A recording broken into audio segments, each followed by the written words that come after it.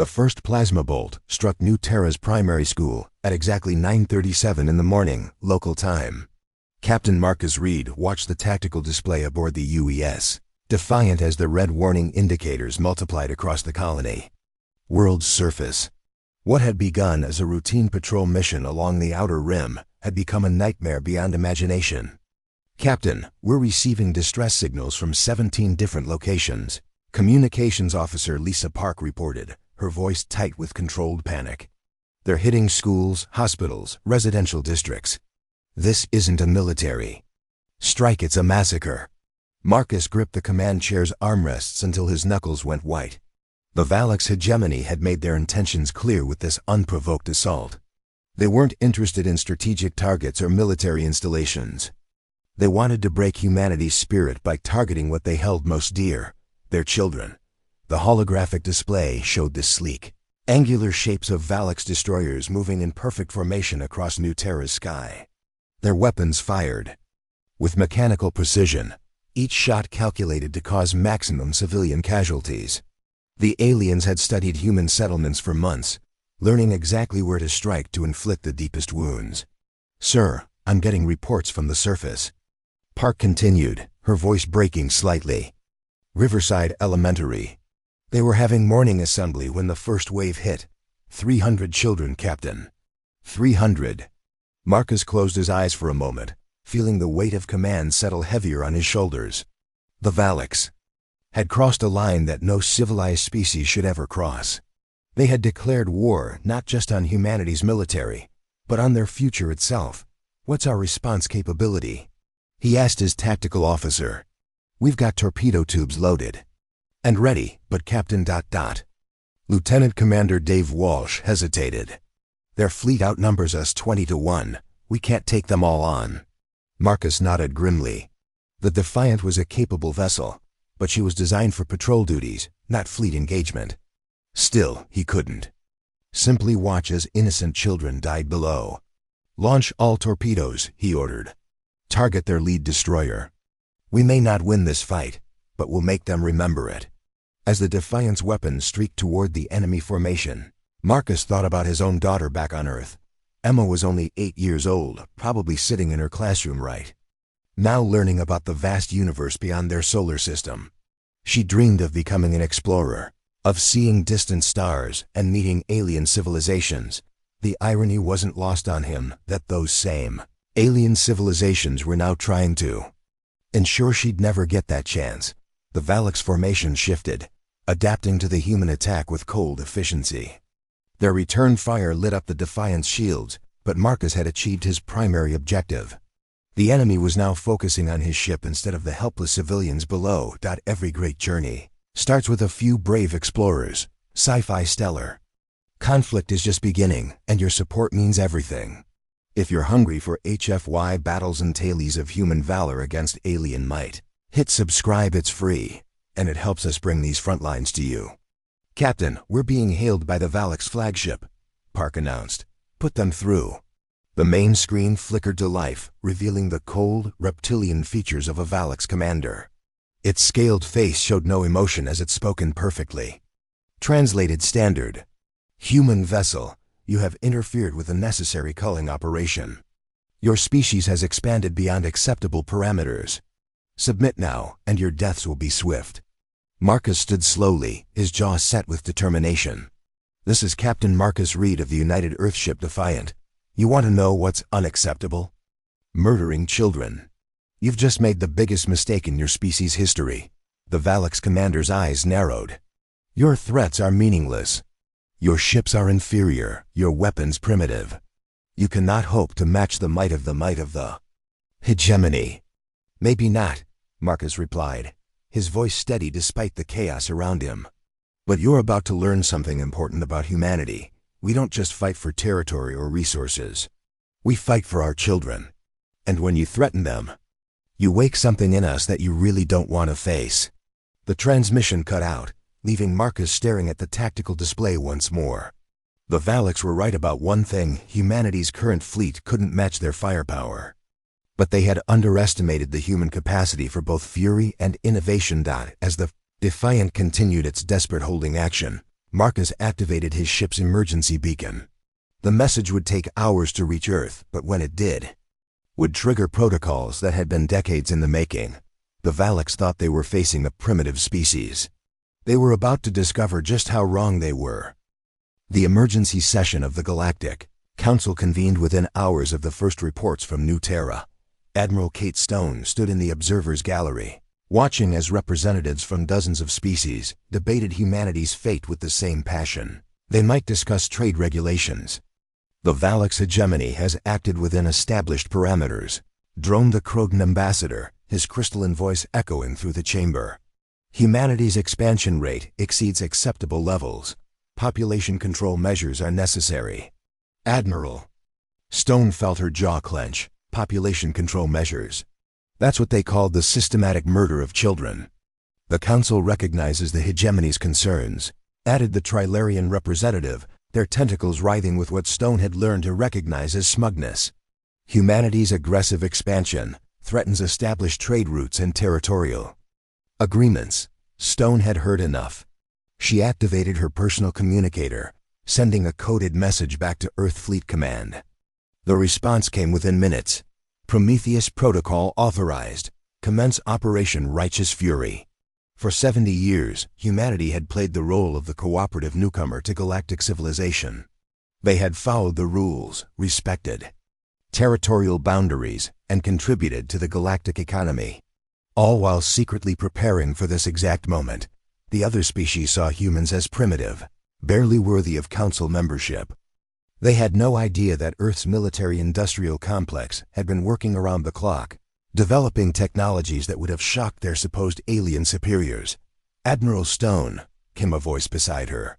She turned to see Dr. Tom Bradley, the lead scientist on humanity's most classified project. The orbital platforms are fully operational. We're ready to show them what human engineering can accomplish. Stone nodded, her expression grim. How long until the first strike? 18 hours. The Valaks won't know what hit them. Back on Earth. The mood in Fleet Command was a mixture of grief and cold determination. The casualty reports from New Terra continued to pour in, each number representing a life cut short by alien brutality. The final tally was staggering, over 2,000 civilians dead, including nearly 800 children. General Mike Harrison stood before the assembled fleet commanders, his weathered face showing the strain of command. Ladies and gentlemen, the Valak's hegemony has declared war on humanity by targeting our most vulnerable citizens. They believe they're facing a primitive species incapable of meaningful retaliation. He paused, letting his words sink in. They're about to learn why. That was a fatal mistake. The holographic display behind him showed the hidden orbital platforms that had been constructed in secret over the past 3 decades. Each platform was equipped with weapons that made traditional ship-mounted cannons look like toys. The railgun. Technology alone was centuries ahead of anything the galactic community had seen. The Valaks think they understand human military capability based on our patrol vessels and exploration ships. Harrison continued. They have no idea that we've been building a defense network specifically designed to counter a coordinated alien attack. Commander Sarah Mills, captain of the U.S. Vengeance, raised her hand. Sir, what about the other Council species? Are we prepared for a wider conflict? Harrison's smile was cold. The Council has made their position clear. They're willing to stand by while children are murdered if it serves their political interests. From this moment forward, humanity stands alone, and that's exactly how we prefer it. The orbital platforms were marvels of human engineering, each one a testament to the species' ability to innovate under pressure. The magnetic acceleration systems could propel tungsten rods at a significant fraction of light speed, delivering kinetic energy equivalent to nuclear weapons without the radioactive fallout. But the real surprise wasn't the weapons themselves, it was the targeting system. Humanity's quantum computing networks had been analyzing Valak ship movements for months, learning their tactical patterns and predicting their behavior with uncanny accuracy. First, Lieutenant Jake Rivers stood in the command center of Orbital, Platform Alpha, watching as the targeting computers locked onto the Valak's fleet positions. The aliens were still confident in their superiority, maintaining standard formation patterns that would have been effective against conventional weapons. Sir, reported sensor operator Cross, the Valaks are moving to assault the mining colonies in the Centauri system. They're following the same pattern as New Terra civilian targets first. Rivers nodded grimly. They won't make it that far. All platforms, prepare for synchronized firing sequence. Let's show these aliens what happens when you mess with human children. The countdown began, and with it, humanity's transition from a species that sought peace to one that would enforce it through overwhelming force. The Valaks had wanted to cull humanity's population. Instead, they had awakened something that would reshape the balance of power in the galaxy. The age of human diplomacy was over. The age of human dominance was about to begin. The quantum communication array aboard Orbital Platform Alpha hummed with activity as First Lieutenant Jake Rivers coordinated the largest military operation in human history. The platform itself was a marvel of concealed engineering. From the outside, it appeared to be nothing more than a standard communications relay. The Valaks had been monitoring it for months, never suspecting that beneath its mundane exterior lay enough firepower to level a moon. Lieutenant, we're receiving tactical data from the reconnaissance drones, reported sensor operator Cross. The Valaks fleet is maintaining standard formation. They have no idea we're here. Rivers nodded, studying the holographic display that showed the enemy positions in real time.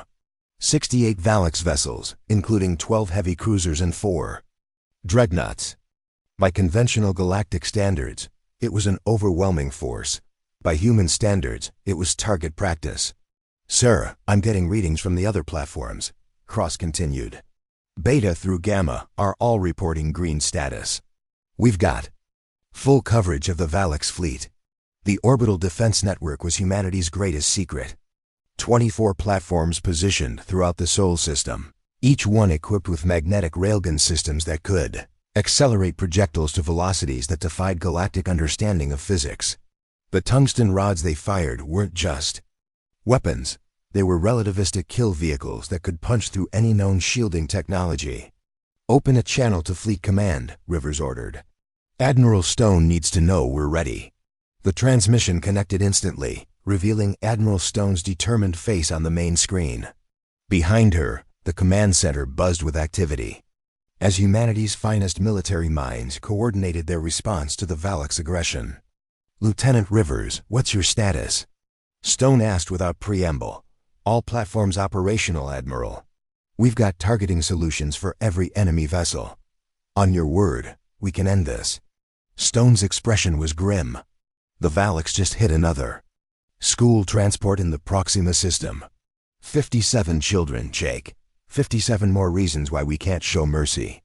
Rivers felt the familiar surge of anger that had been driving every human military officer since the first reports from New Terra. The Valaks had chosen to target the most innocent members of human society, believing it would break their spirit. Instead, it had forged that spirit into something harder than diamond. Understood, Admiral. We're ready to show them what human fury looks like.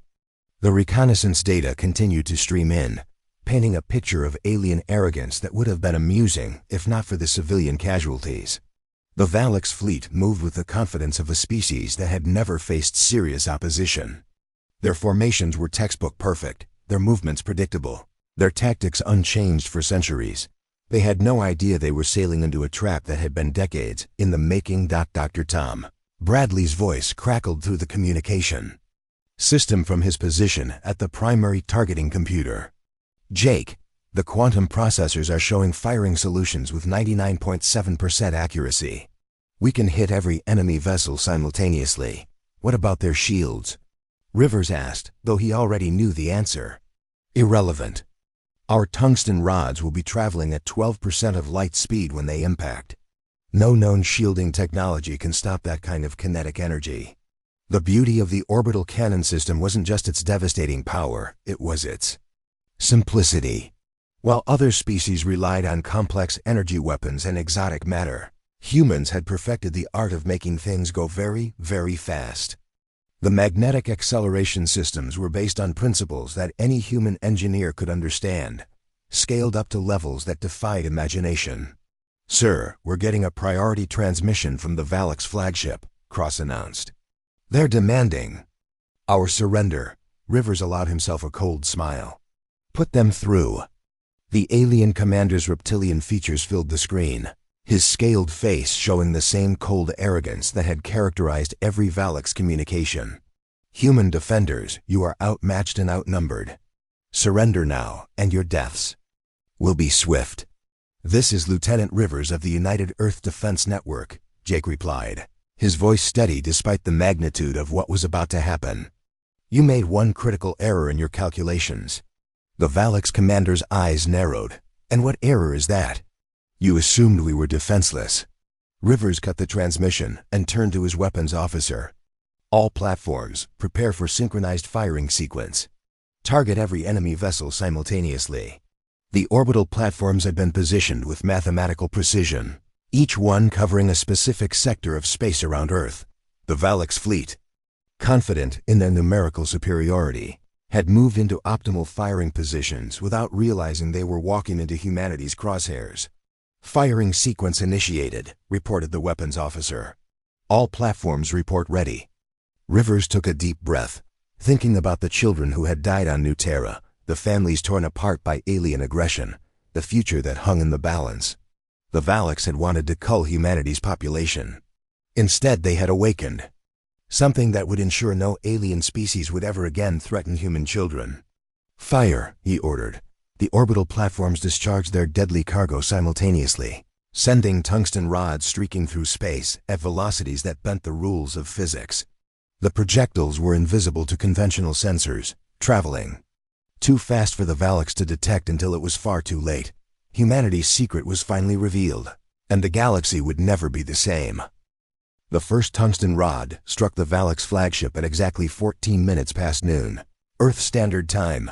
The impact released more energy than a fusion bomb, but with surgical precision that left neighboring vessels untouched. Admiral Kate Stone watched from the bridge of the UE's Retribution as the enemy dreadnought simply ceased to exist, vaporized by the sheer kinetic force of human engineering. Direct hit on target Alpha, reported Tactical Officer Mark Chun.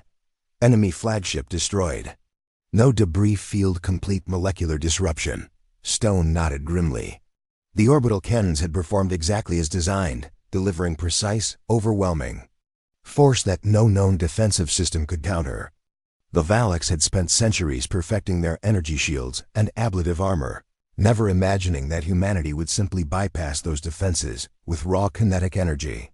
Sir, we're getting panic communications from the Valak's fleet. Communications. Officer Lisa Park announced. They're trying to understand what just happened.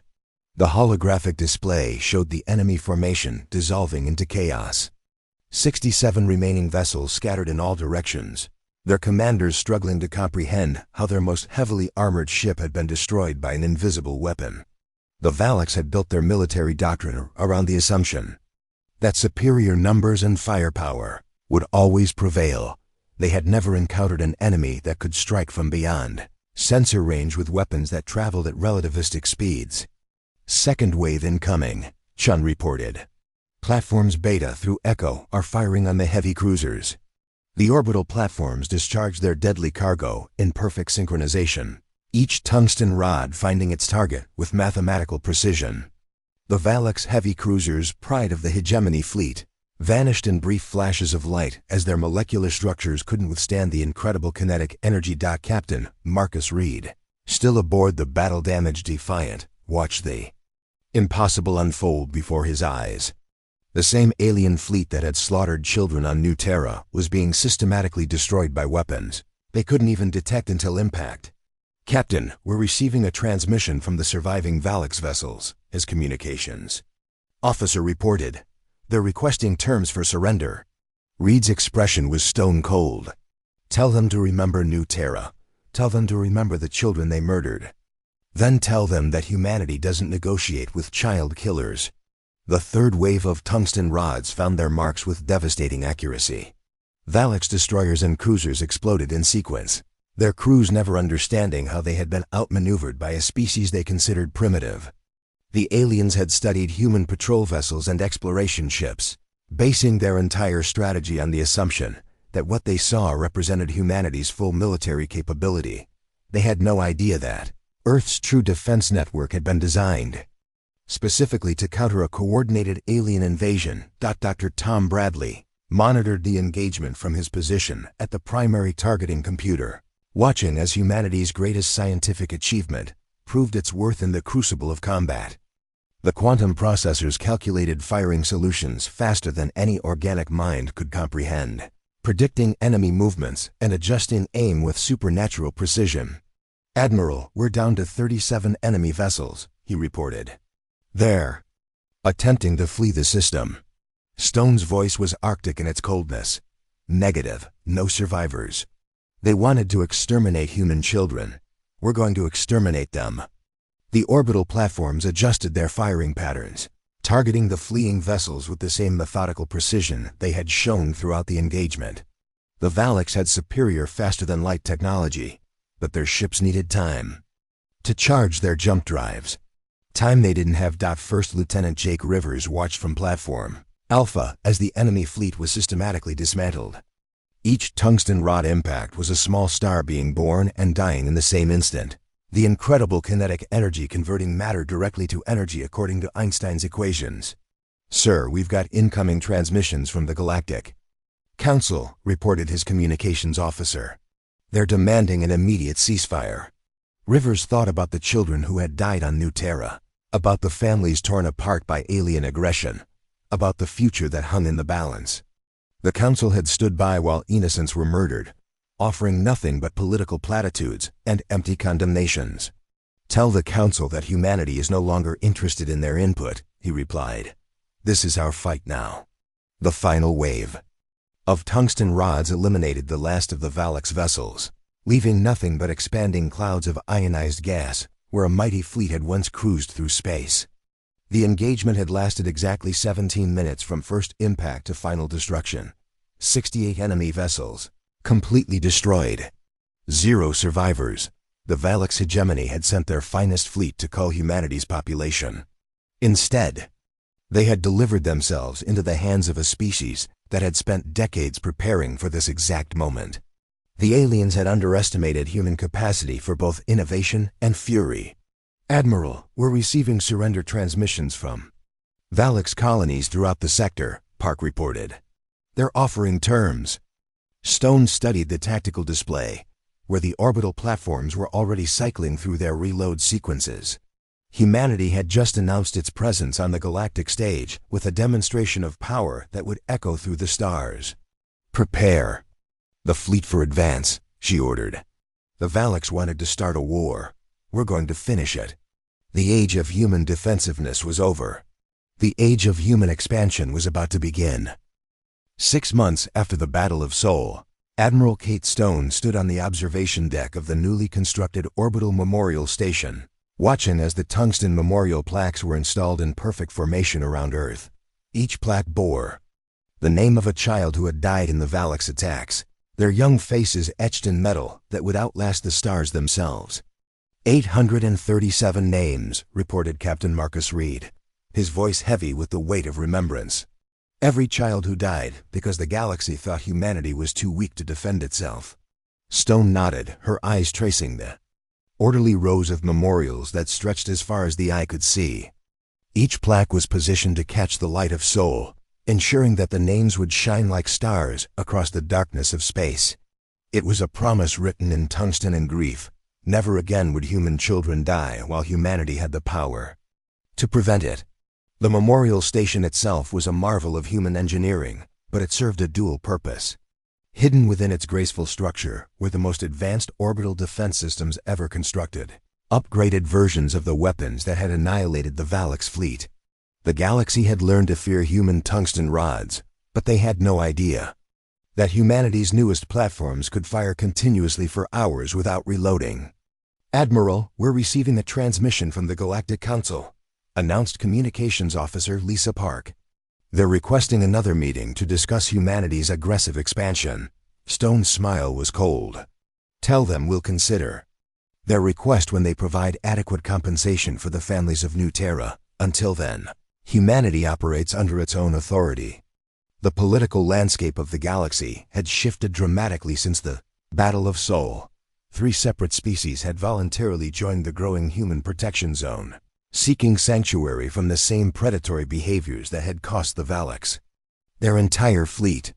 The Croton and Trilarian governments, once dismissive of human concerns, now sent regular diplomatic missions to Earth, desperately seeking to maintain their trading relationships. Fear, Stone had learned, was a remarkably effective diplomatic tool. Dr. Tom Bradley joined them on the observation deck, his weathered face showing the satisfaction of a man whose life's work had exceeded every expectation. The new Orbital platforms are operating at 110% efficiency, he reported. We can now provide defensive coverage for every human colony within a 50 light-year radius. What about the expansion projects? Stone asked. Ahead of schedule.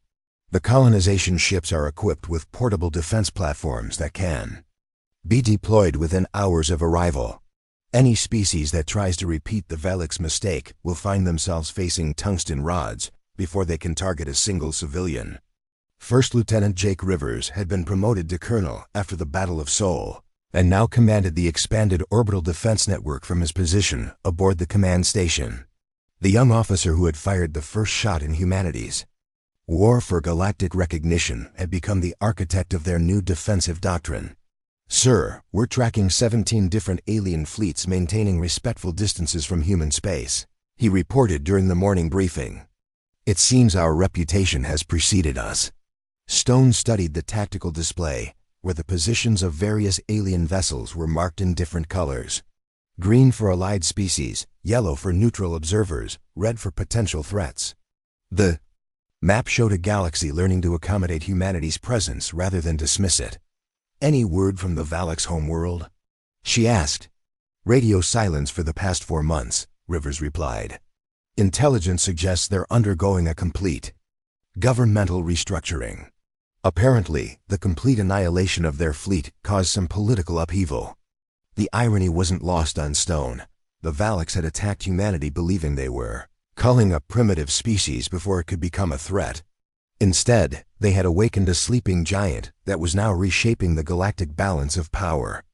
Through sheer technological superiority, the human protection zone continued to expand, not through conquest but through invitation. Species that had been bullied by larger powers for centuries suddenly found themselves under the protection of humanity's orbital defense network. The tungsten rods that had destroyed the Valak's fleet now served as guardians for anyone willing to accept human protection. Admiral, we're receiving a priority transmission from the colony ship Endeavor, Park announced. They've reached the Kepler system and are requesting permission to begin colonization. Stone nodded. Granted. Deploy the defensive platforms first, then begin civilian operations. And remind them, any species that threatens human children will face the same fate as the Valaks. As the memorial station completed its orbit around Earth, Stone reflected on the changes that had transformed humanity from galactic newcomers to galactic power brokers. The children whose names were etched on those tungsten plaques had not died in vain. Their sacrifice had awakened something in humanity that would ensure no alien species would ever again mistake human compassion for weakness. The Valaks had wanted to bomb human schools.